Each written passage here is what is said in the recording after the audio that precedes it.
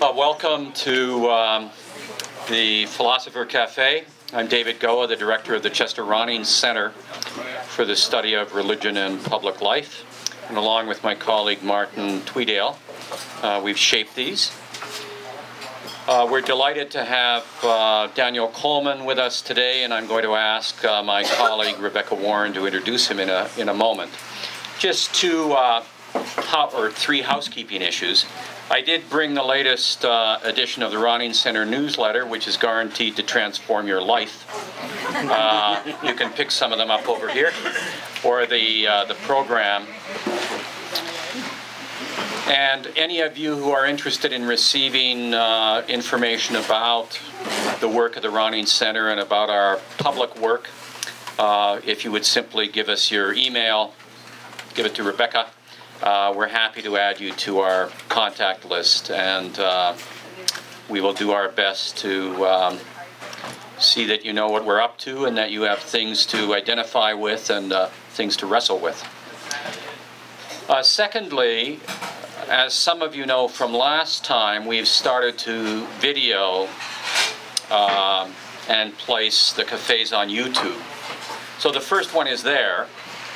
And you can simply go to the Ronning Center homepage, and there's a hot button which will bring you there. There's another hot button which will bring you to our audio archive from what we've done over the last 5 years. Some of you may be interested in a number of those items as well. We would like, with our YouTube, to have the ability to turn the camera around when you are speaking, if you wish to speak, and speak to some of the issues when you're thinking out loud about them, and to include that in the YouTube. We also understand that there are some people for whom this is inappropriate and problematic, and we are more than aware of that and more than happy to accommodate that.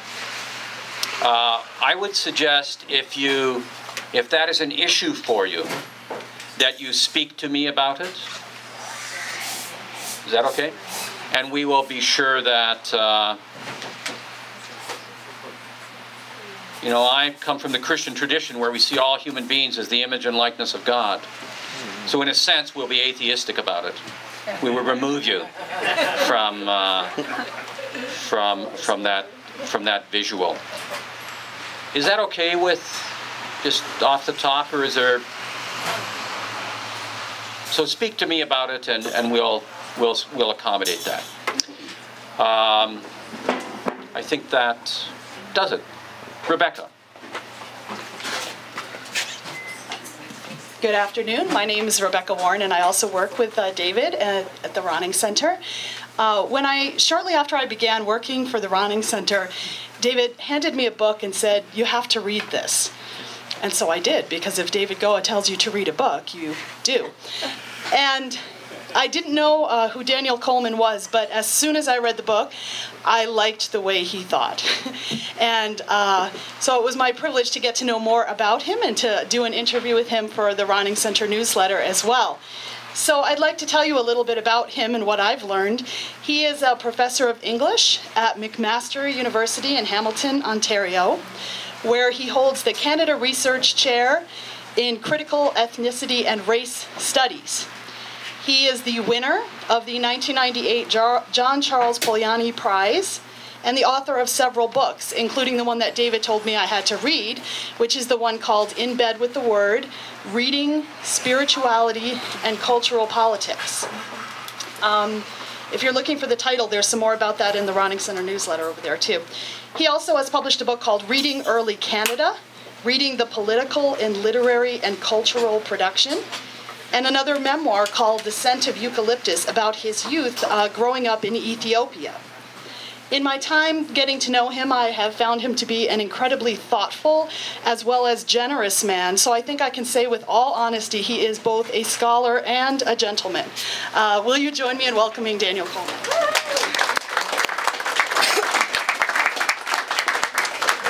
Thanks, Rebecca, and thanks, David. Can you hear me at the back and everything? No, it's hard to hear. Volume's about to be turned up. The volume is going up. and now I'm going to rumble in my own ears and get a larger ego than ever. Can you hear now at the back? Okay, thank you.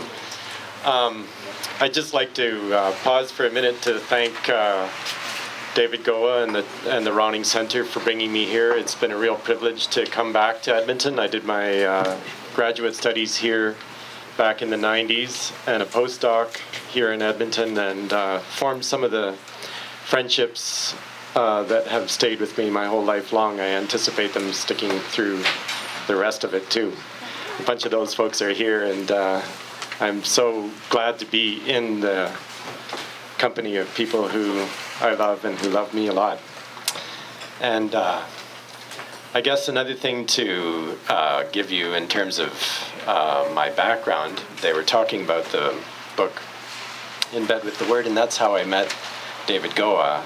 He had kindly offered to review this book when it was still in manuscript form. I'd never met him before, and through that we came to meet one another when the book came out, and just come to really appreciate the kind of integration that the work you're doing with the Ronning Center and integrating academic reflection, research, and teaching with a broader public and social connection. And that's close to my own heart and something I aspire to in my own work, and so I admire that a lot. Now,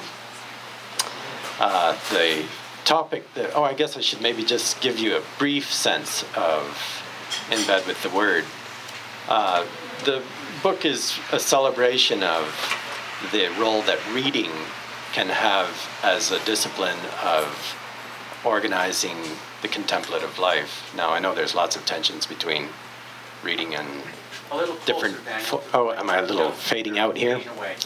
See, up here, it's like it's booming, so it feels weird in my own ears up here. The book, I was just going to give a little cap of In Bed with the Word, because I think it might suggest why the topic for today's Philosophers Café. This book is a reflection on the role that reading can have for disciplining and stretching and encouraging the attentive or mindful life. And so it meditates on a kind of a central paradox of what happens when a person reads.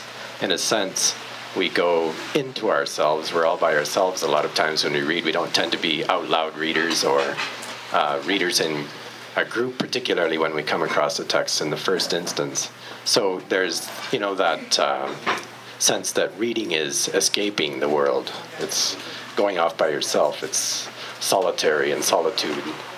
But if you think about what happens when you do that, it's contact with the mind and thought and heart and experience of another who is different from the self. And so it's actually deeply solitary and deeply engaged and socially engaged, and I want to say culturally and politically engaged. So that's the kind of central paradox that the book tries to elaborate.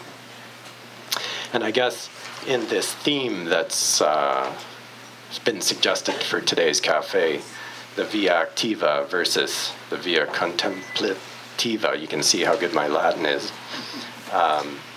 We have the kind of basis for that paradox right in this this opposition.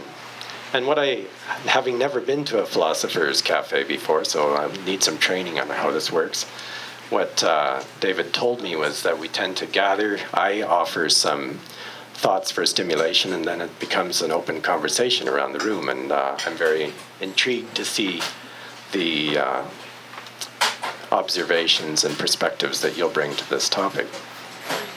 What I've done is just prepared a few, I called them axioms or general reflections on the relationship between the contemplative and active lives, and you'll see right away that I've, just in framing it that way, didn't use the word versus.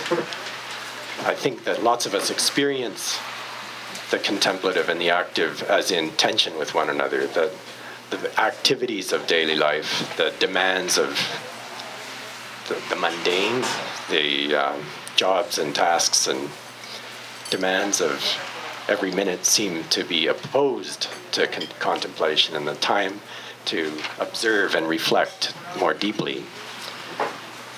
But what I want to suggest is that that opposition is a false binary. And that's the first axiom on this page that's been passed around. I don't know if you've got them at your tables, but perhaps you can look at a neighbor's. And what I've done under each of these axioms is place a brief reflective quotation so that you can get a bit of context for why I think this is an axiom for this set of relations. So the first one is dividing the contemplative from the active life is a false binary. And I'm taking this, there's so many places a person could go for that desire to see these as mutually contributory rather than always in pulling against one another. And I've gone to Ronald Rolheiser, who used to have a, we still need more? Still can't hear me? It kind of hurts my ears, though. Thank you. Actually, if you pull it back so you're slightly behind the speakers, try that. Let's see if, I'm going to keep backing up. Pretty soon I'll be on the sidewalk, and then you'll all be having a great conversation in here. Okay, that sounds a bit better for me, because up by those speakers it was really rumbling. So the first axiom that's on this sheet is about the dividing the contemplative from the active is a false binary. And I go to Ronald Rolheiser, who spent a lot of time in the Edmonton area in the 80s, early 90s, teaching up at Newman, I believe it was, who suggests that our age divorces many elements of our life, spiritual lives, from one another, false binaries between which we are often forced to choose. And he lays that out in the quotation there. The second axiom that I've suggested here is that solitary practice, even when it is solitary, has remarkable communal impact. And I've gone to Thich Nhat Hanh here, and where he says that we don't think that we sit for ourselves, sit in contemplation for ourselves. You don't sit for yourself alone. You sit for the whole Sangha, or the whole community. Not only for the Sangha, but also for the people in your city, because one person in the city is less angry, is smiling more, the whole city profits. We will see that every smile, every step, every breath is for everybody. It is for our country, for the future, for our ancestors. Axiom 3, contemplation is active practice. And I guess this is the disciplinary part, or the performative part of contemplation. And I've gone to Mary Oliver here. Divine attentiveness cannot be kept casually or visited only in season like Venice or Switzerland, or perhaps it can. But how then attentive is it? And if you have no ceremony, no habits, which may be opulent or may be simple, but are exact and vigorous and familiar, how can you reach toward the actuality of faith, or even a moral life, except vaguely? The patterns of our lives reveal us. Our habits measure us. And then the fourth axiom, contemplation reorients the energy and therefore the results of activism. Going back to Thich Nhat Hanh here, the peace movement is filled with anger and hatred. It cannot fulfill the path we expect from it. A fresh way of being peace, of doing peace, is needed. That is why it's so important for us to practice meditation, to acquire the capacity to look, to see, to understand. Peace work means, first of all, being peace. And a second observation here, this is from Mary Jo Letty's Surprised by Goodness. I don't know if she's well known here, but she's based in Toronto, has done many years of work in refugee work in the city there, and also a professor of theology. Socially conscious people may define themselves by being against injustice, against racism, against violence.